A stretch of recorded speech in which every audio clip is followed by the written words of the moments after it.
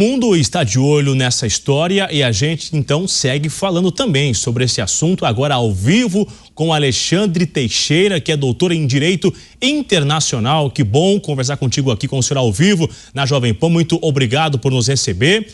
O que representa essa ausência de Lula num evento como esse que parte do mundo não reconhece a vitória de Nicolás Maduro? Boa tarde, Bruno. É uma honra estar com você aqui nessa tarde. Bom, eu acho que isso representa uma posição mais assertiva do governo brasileiro em relação a essa vergonhosa situação da Venezuela. O governo brasileiro faz muito bem em não se representar, e eu ainda iria além. Na minha opinião, não deveria nem mandar a embaixadora. Mas como ainda existe representação diplomática no país, eu acho que seria mais prudente realmente a embaixadora comparecer. Nicolás Maduro já deu todas as evidências de que não pretende trabalhar em uma democracia, né? Existem várias organizações não internacionais que estão contestando essa eleição, o Carter Center, a Human Rights Watch, a própria OEA e a própria Comissão Internacional de Direitos Humanos. O que se passa na Venezuela, né, com quase 8 milhões de venezuelanos tendo saído do país, né, fugindo da fome, fugindo da perseguição, é uma vergonha para o continente sul-americano. E nesse aspecto, o governo brasileiro faz muito bem. Eu acredito que pode até fazer um pouco mais. Eu acho que ele pode até pensar em tirar o embaixador brasileiro de lá, até que Nicolás Maduro resolva realmente dar acesso às atas da última eleição. Bom, essa história ainda, eu quero aproveitar que a gente viu agora há pouco numa reportagem aqui, inclusive ao vivo, imagens de Javier Milei recebendo Edmundo González na Argentina. Um evento, né? Vários apoiadores na frente da Casa Rosada, inclusive acenando ali, né? Um encontro que ele está fazendo, viajou por diversas regiões, agora está na Argentina. A gente tem imagens recuperadas. Muito obrigado, inclusive, à equipe que me auxilia recuperando essa imagem. A gente vê que esse encontro é uma tentativa de fazer uma aliança, de mostrar ao mundo que ele está forte e que é o vencedor do resultado eleitoral de 2024. Essa imagem, essa visita, esses encontros, isso vai ajudar de alguma forma Edmundo a assumir o governo da Venezuela, ou Nicolás Maduro não vai se incomodar com esse retrato aqui, professor? Olha, provavelmente ele não vai se incomodar, né? Nicolás Maduro já assumiu uma posição de autocrata e ele não tem dado muita importância para o que pensam, né? Tanto a opinião pública como as entidades internacionais de direitos humanos. Mas isso ajuda muito, né? Bruno, nós vivemos no mundo, no século XXI, onde esse tipo de comportamento não tem mais lugar em democracia nenhuma. Isso não tem como acontecer, e pior ainda acontecendo aqui num país que é nosso vizinho de fronteira, né? O Brasil já deu um apoio muito grande para essa situação, com aquela operação de acolhimento de refugiados, né? E continua aí em alerta para tentar ajudar numa solução política, mas, no meu entendimento, Maduro não tem muita possibilidade de reconhecer nenhum tipo de erro.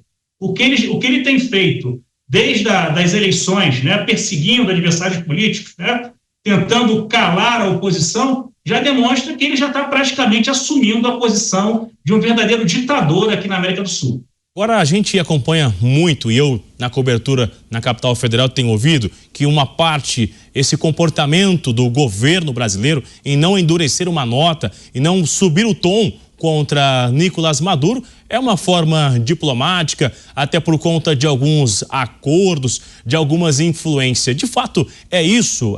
Na opinião do senhor, o que diz a história, o estudo, subir o tom contra Nicolás Maduro, quais seriam as consequências para nós aqui dentro?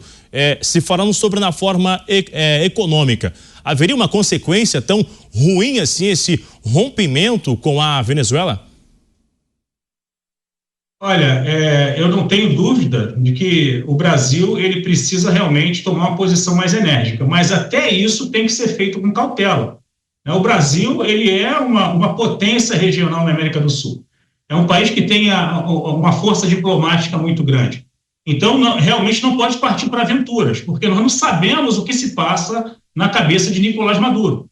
né? Ele tem apoio das Forças Armadas venezuelanas, e muito apoio, por sinal, eu acredito que só está no poder por conta desse apoio. Então, eu concordo que o governo brasileiro tem que ser muito cauteloso para também não jogar o Brasil numa aventura que nós não estamos em condições, né, porque temos os nossos problemas internos, né, de assumir nesse momento. Agora, realmente, nós temos que observar um pouco mais de perto isso aí e talvez partir para um outro step, buscar um nível de interferência um pouco maior, mas sempre com cuidado, para que a gente não beire uma crise que possa levar até um conflito armado com um país fronteiriço.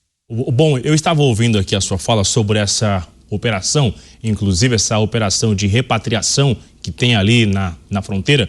E aí, logo após o resultado eleitoral, após as atas não serem divulgadas, a gente foi acompanhando as Forças Armadas, esses números, as pessoas que entram, né, que foram vindo de lá para cá nos últimos dias. Assim que encerrou esse resultado eleitoral, esse número foi aumentando, 50, 100, 200 pessoas ao dia. Agora, a posse não acontecendo de Edmundo Gonzalez e aí ficando Nicolás Maduro, há uma tendência de aumentar essa evacuação de pessoas, de chegarem aqui dentro.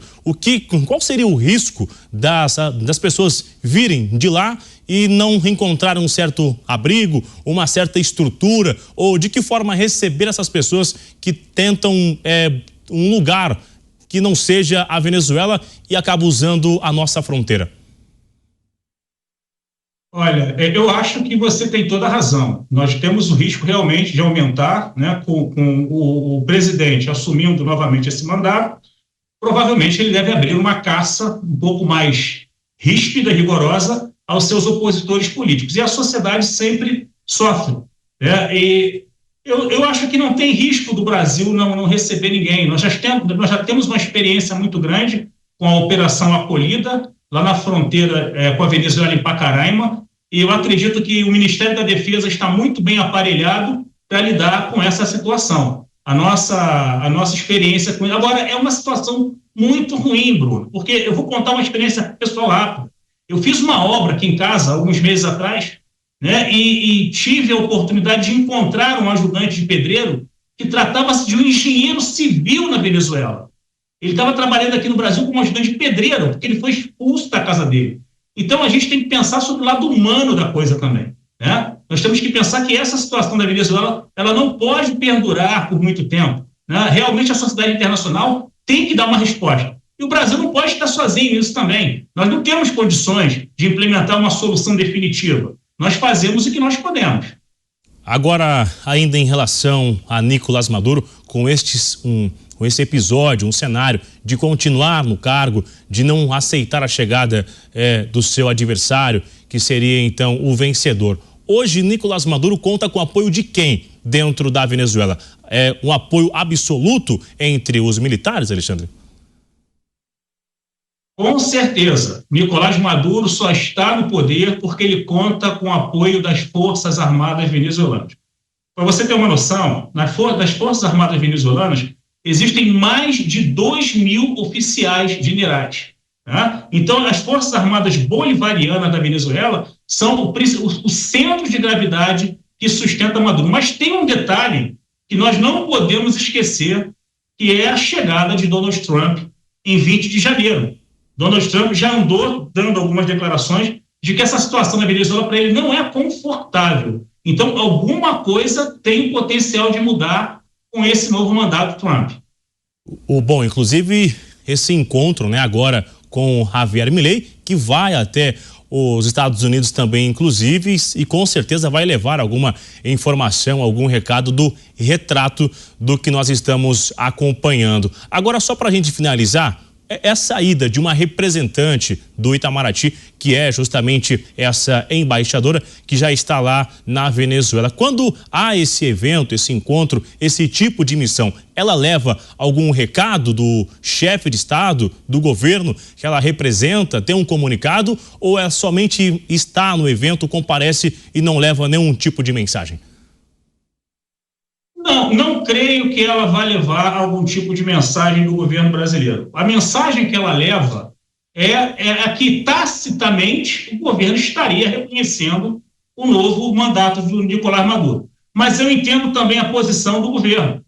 Não existe ainda uma posição mais segura sobre essa questão das eleições. A sociedade internacional também está reticente em relação a isso. Então, também não creio, como eu já falei antes, que seria a hora do Brasil tentar entrar numa aventura mais ríspida. Eu acho que a cautela do momento é a melhor solução. Aí, como ainda existe a representação diplomática, lá em Caracas, eu acho que essa questão da ida da embaixadora é bastante razoável. Bom, a gente conversou aqui 5 horas e 12 minutos com Alexandre Teixeira, que é especialista em direito internacional, a quem eu agradeço demais. Muito obrigado pela entrevista. Dá pra gente tentar entender essa história longa, difícil de entender na verdade, como que as atas sumiram, onde estão essas atas, O caso foi para a Suprema Corte lá da Venezuela também. Toda essa história e ainda assim Nicolás Maduro continua dando um exemplo do que não ser um democrata, onde não ter uma democracia, Muito obrigado. Eu imagino que nós vamos conversar ainda muitas vezes este ano sobre essa história da Venezuela, Alexandre. Muito obrigado, Bruno. Para mim foi uma honra. Um grande abraço. A honra é nossa. Ótimo final de semana.